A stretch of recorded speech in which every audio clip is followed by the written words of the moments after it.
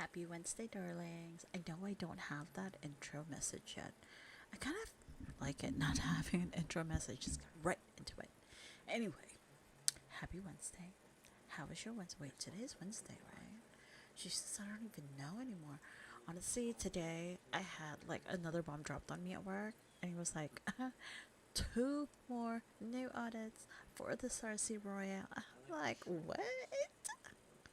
It is raining all kinds of audits around here. What is going on? Anyway, before we go into that, let's do a recap and a little, commentary about what else? Selling Sunset Season 6. We are now at Episode 7. We're going to cover Episode 8 and Episode 9. Yay! Buckle up, darlings. So, Episode 7 is called or titled If You Can't Stand the Heat. And that was actually really funny when the first scene is Mary on the couch, literally taking a speed nap. Like, what is that? Like a 30-second speed nap? Girl, I gotta say, it's like, it was such a boss move though. Like, you bitches need to keep working while I take a power nap. It's funny. And hello, congratulations for the Glamazon. Chelsea just sold her listing, so ring, ring, ring, honey. Ring that bell, girlfriend. Yes. And of course, what else is new with Jason? Off to Gallivant again, leaving his personal properties, the business, his listings, all under the charge of Mary, who claims she doesn't actually get paid extra for any of these things, for being his property manager, for being his office manager, and everything in between, project manager. Girl, I was like, I think what you need is these boundaries. Stat. Like, girl, no boundaries. Like, if it isn't your client calling you all hours of the day, asking about how their escrow is going, how their listing is going, or if there's been any activity on their property, or something to that effect, something related to your actual business, sure. But if it's your boss asking about his personal properties or like his personal projects, no, no, honey. Again, boundaries. And speaking of Mary, she brings up the idea of going on a girls' trip with the ladies. And as soon as I heard that, I was like, Mary, bless your heart, girl. Bless your heart. Are you actually thinking that you're going to get this group of ladies and you know them to be, you know what, very catty or very friendly? But right now, it's leaning more towards the catty than the friendly. But look, Mary means well, obviously. She's like, let's just drop the drama. Let's just maybe reconvene at Palm Springs. Maybe get less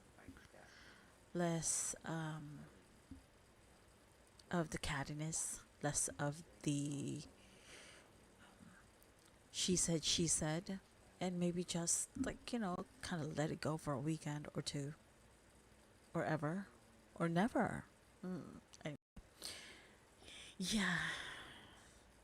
But you know what? I was here for it, for all of that, what that trip would bring. Because, even though there's going to be drama, because there will be drama, and I already know there's going to be drama, I was like, bring on the glamour. Because I know these bees are going to bring it. Bring it, honey. The fake boobs are hanging out, I'm sure. And the taut, like, midsection. I mean, the perky ass. Handle it. Handle it. Just saying. Just saying. Hopefully Chelsea's going to be there. Because Chelsea's always coming in dripping like, hello. the glamour puss that she is. Anywho, moving on down to Jason and Chriselle's meetup. That was kind of cute. It was kind of cute that they met up, and of course, it was going to be a little bit awkward, but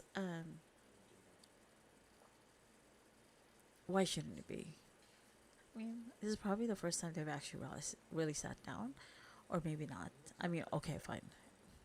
Let's just say, for the sake of the show, this is the first time they sat down together after they've broken up in front of a camera. Oh, okay? Just for the sake of the show. Take it with a grain of salt. Anywho, it was cute that, Jason orders 2 Aperol spritzes and forgets that Chriselle doesn't actually drink that. Obviously, he didn't have Chriselle in mind. He had his boo thing, Marilu, in mind, but she was not at their meetup dinner. So, anyway, Chriselle drops the thing about Nicole, which she's sure Jason has heard of, which he does confirm to have heard of. And he just confirmed that no, it wasn't true. The issue being brought up by Nicole that, Jason had a crush on Chriselle, which is why he brought her on to the listing from 3 years ago. And I mean, I think that's like a dead horse that just keeps getting beat down and beat down. Like, how many times are you gonna kick the dead horse? But again, like I said, there may be something more, like a deeper reason, an actual bigger reason, and perhaps due to legalities, people don't want to get sued for something. Nicole is alluding to just these potentially surface level issues or accusations, and not really releasing the true reason or the true nature of this issue that she has with Chriselle. But hey, which habs. Anyway,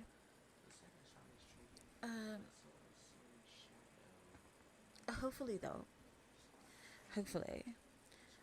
this talk between Chriselle and Jason would bring Jason to talk to Nicole to maybe facilitate a talk between the two of the ladies, because obviously he recalls, or he has some recollection about this potential listing from 3 years ago. So anyway, he would be a really good witness between the two, to add credibility for either Nicole's argument or Chriselle's argument, or or just sit there. I don't know. Anyway, I felt like by now it's been said and done, that whole 3 years ago thing. I mean, steak is in the damn body. That wooden stake is literally in the damn body, and the coffin is nailed down. Like, can we just let that coffin into the ground and let it rot in the ground for all eternity? But then won't that be the dream? But Sarsci can only hope. Anyway, I digress. So the ladies are off to Palm Springs, and so the Roland duo of Chriselle and Emma have so funny. They've designated themselves to be the group's bartenders and are off to start making drinks flow. But of course, there's gonna be drama. It seems there's a disparity in the room selection / appointments in this massive vacation villa. I mean, it looked massive from the outside when they panned to it, the drone shot. But then, I don't know, maybe it's a lot more bathrooms than actual bedrooms. Like most of the listings that they have, it could have 9 bathrooms and 5 bedrooms. Why don't you stick them all in the rooms, each individual room? But anyway, I'm just saying.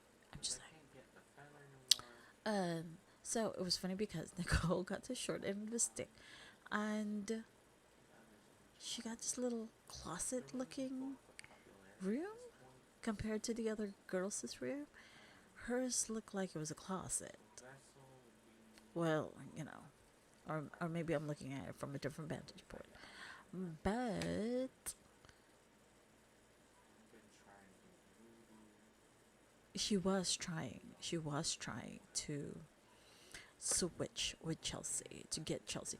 Hello, Glamazon Chelsea. Did you really think Chelsea is going to switch to a closet type room? Hello. Chelsea probably brought like 5 different suitcases for the different outfits that she had planned for that weekend. Or more. And the shoes. Just saying. And the accessories. But yeah. Detective Chelsea was like, I know, girl. Hard pass, darling. Like, no. Like, don't even try. And speaking of this glamour pass, she always delivers. Did you see that she had pom-pom boots on to Palm Springs when it's like, I don't know, 2,000 degrees? I mean, it is the desert, but does Chelsea actually care to Google the weather? No. Chelsea's too busy picking out her outfits to do that, boo. No. It's called Chelsea Needs an Assistant. Hashtag, is she hiring though? Anyway, so Amanda comes on the scene in a full-on cat suit that I can only assume is a cat suit with like the finger gloves thing. I don't know what they're called, but that is so Amanda. She's always like in some kind of cat suit thing. But you know, her outfits are vibe, so she's a work it girl, work it. But there is one thing that was like, cause she met up with Brie over drinks, Amanda, and it was very interesting that Brie was saying confirming rather, because Amanda had posted the question to her that, oh, I heard if you have, I'm paraphrasing here, if you have 10 plus kids or what have you, you don't have to pay child support in California. And Brie confirmed that, yeah. And I'm like, wait, what? Really? Is that true though? I don't. Okay. Hey, I didn't realize that was a thing. But I don't think that's a fact. But hey, look. Sorry. I'm sure her baby daddy can afford to pay for child support for all of the children he has, but yeah, I think something must have been lost in translation between Brie and her lawyer, because I I don't believe, I literally don't believe that if you have multiple children, then you would be exempt from paying child support. Anyway,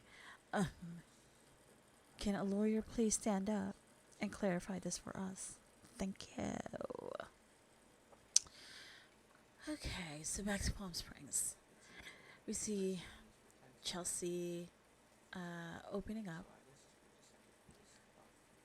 to being a bartender. Or this scene opens with Chelsea now being the bartender to the ladies, and of course she has to do it in this gorgeous one-shoulder mint green sparkly gown. And 3 snaps for you, Detective Chelsea. How else would she be doing it? I mean, did you really think that she was going to be doing it in a moo-moo? Just saying. So Chelsea, of course, she's naughty little Chelsea. She was curious as to who has done the dirty in the Oppenheim office. And shockingly, even I was shocked by this, Chriselle admits to have done it. And Mary admits that she would be open to doing it. Obviously, this brings Nicole to kind of want to gag. And, well, she also in her confessional adds that that's just gross behavior. Obviously referring to Chriselle, because Mary's open to the idea, but Chriselle having admitted to have done it, yeah. And then Brie, obviously, because whenever Brie is with the ladies, her personal news is just everybody's news, right? So Brie does bring up to Chelsea at the dinner that they have. Their the second night dinner. They She brings up that she does not feel comfortable with Chelsea having continuing to voice her opinion on her family, on constantly picking apart her family dynamics, her choices, and things like that. Um, with her baby daddy openly having multiple children, nearly all at the same time, um, around the same time, nearly, with other women. So obviously that's a sore subject for her. It's obviously going to bring some sort of embarrassment, but she's not ready to talk about it with people she just met, which is understandable. But again, you gotta steel yourself. When you are in a reality show, every muck is going to be uncovered and dug up. Every muck. And unfortunately, this is public news. It like hit um, the news, the blogs, the what do you call this? The gossip sites, long before you actually had the show premiere. So yeah, kind of like the ghost that just keeps haunting you and doesn't want to go to the light, right? Um, so Chelsea does try to explain her side, and Bree was just not having it. It's just like, no, dude, stop talking about my family. And I I can almost feel like behind the Ice Queen cold shoulder that Bree was giving to Chelsea, she is cognizant of the perilousness of the family dynamic she has chosen to be part of. Because obviously, she would have chosen to have been in it, right? It's not like somebody put a gun to her head. I mean, hypothetically, that's not real, but because you chose to love this person and have a child with them, I hope that you do have some feelings about him, some care for him, and hopefully the same for you from him. But again, it's a dynamic that is very interesting, um, and just is not for everybody. It's not even in this generation. It's not something that would not elicit like a raised eyebrow or like a side eye at the very least. So Chriselle,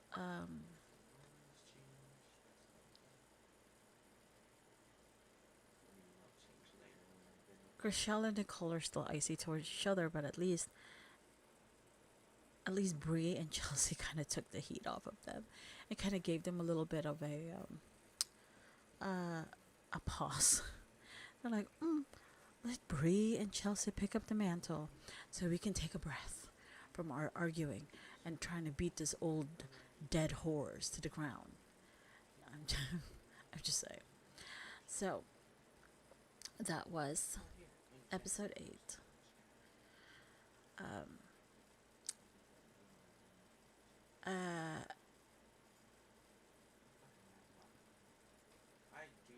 I have to say though, Nicole also did get a slight,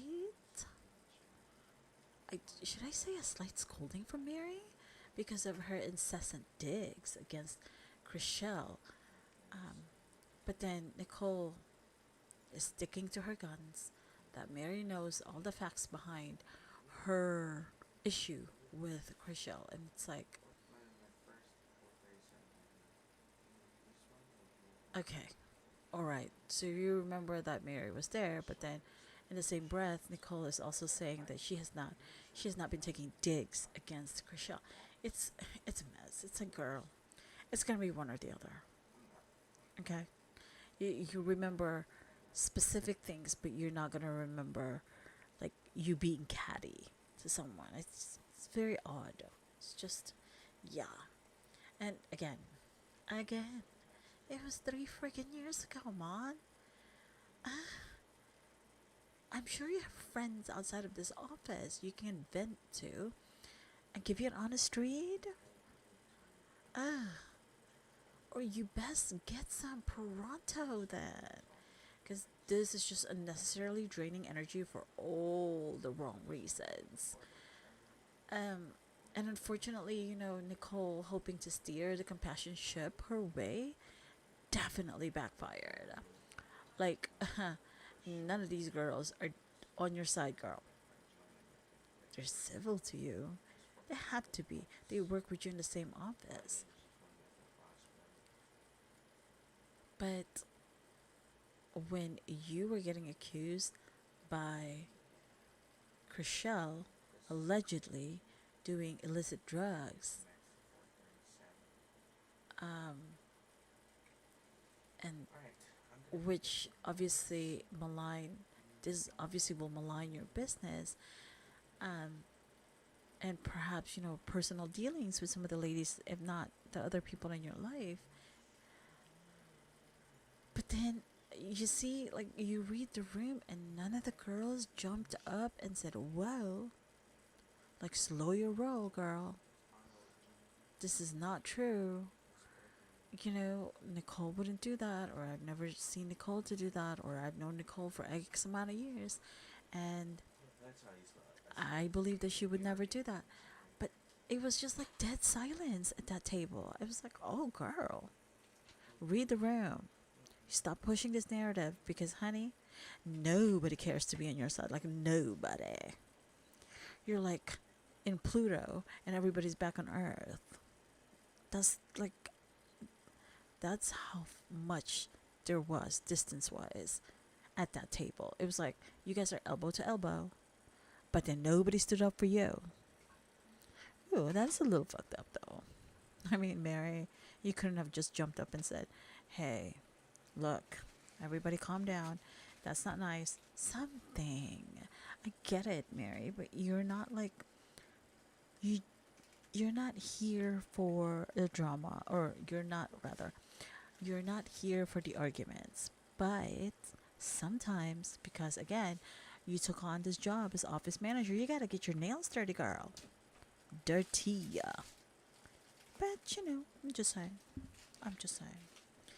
But I did feel bad for Nicole slightly, because it's like, it just felt like everybody was ganging up on her. It was like a mean girl versus mean girl type of situation. But then Nicole forgot her posse back home, because obviously the posse at the table was on Chriselle's side. Just saying. Um, but when Mary did admonish Chriselle for her part in it, I was hoping that this would lead for Mary to perhaps do better, to get into gear with being the office manager. Like, this hopefully would be a catalyst for lighting a fire under her, and she'd throw herself into being the office manager with gusto. Okay, maybe that's just Sarsci dreaming again. Damn it, Sarsci. Girl, you're off daydreaming all the time. Anyway, back to the story. The day after this crazy insult throwing, alleged illicit drug use,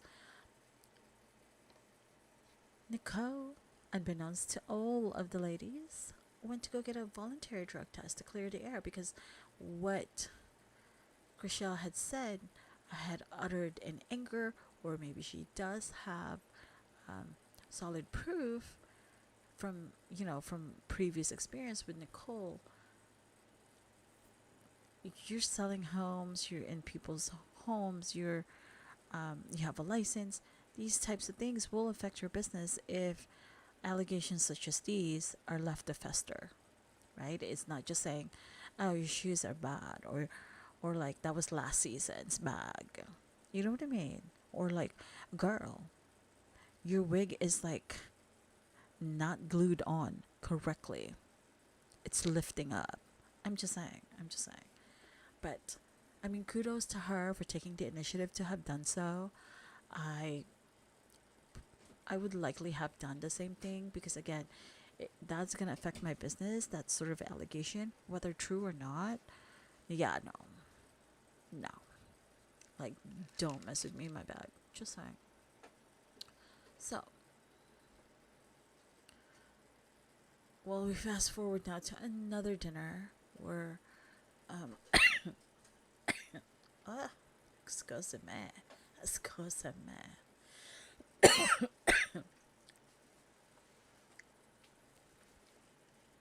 excuse me. Oof. I feel like these ladies never have lunch. It's kind of, it's kind of crazy. It's just like we see them at dinner, but they never seem to have lunch.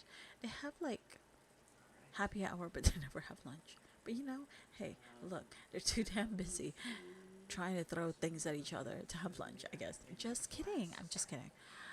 So anyway, so with that, we head on over to episode number 9, which is lawsuits and listings. So we pick up where they're still in the palm, well, they're still in Palm Springs.